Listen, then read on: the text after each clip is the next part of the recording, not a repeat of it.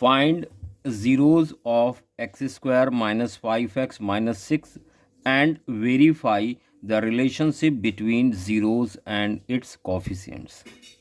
तो यहाँ पर आप ध्यान दें, एक क्वाड्रेटिक इक्वेशन दी है x square minus 5x minus 6।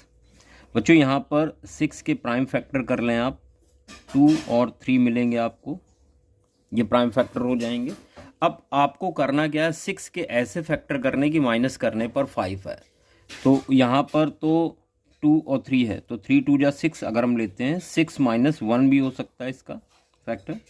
तो यहाँ पर आप लेंगे 6 minus 1, x square 6 minus 1 into x minus 6, bracket open करेंगे, x square minus 6x minus minus plus 1x होगा, तो 1 लिखने की ज़रूरत नहीं। बच्चों यहाँ पर x कॉमन ले लेंगे तो x माइनस 6 बचेगा, और अगले पेयर से 1 कॉमन ले लेंगे तो x माइनस 6। अब यहाँ पर x माइनस 6 कॉमन हो गया और x प्लस 1 बचा। पहली condition, if x minus 6 is equal 0, बच्चों यहाँ से x इज इक्वल आपको 6 मिल जाएगा, और इसको हमने बोला अल्फ़ा।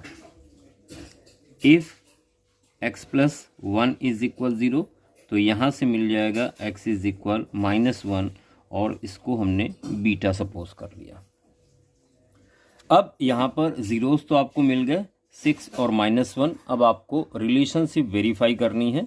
ध्यान दें, एक्स स्क्वायर के साथ 1 है, तो कॉफिशिएंट a की वैल्यू 1 हो जाएगी। x का कॉफिशिएंट b होता है तो b माइनस 5 होगा। कांस्टेंट टर्म c होता है तो माइनस 6 हो जाएगा c। तो अब यहाँ पर वेरिफिकेशन करना है आपको, तो यहाँ पर हेडिंग लिखेंगे वेरिफिकेशन,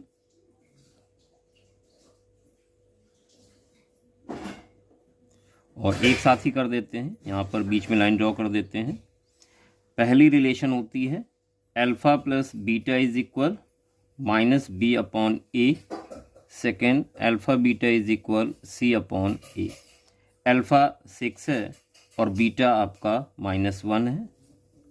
बी एक्स का कॉफिशिएंट माइनस 5 है और एक्स स्क्वायर का कॉफिशिएंट 1। 6 माइनस 1 यहाँ मिलेगा आपको 5 is equal minus minus plus हो जाएगा 5। तो एक रिलेशनशिप वेरीफाई हो गई है।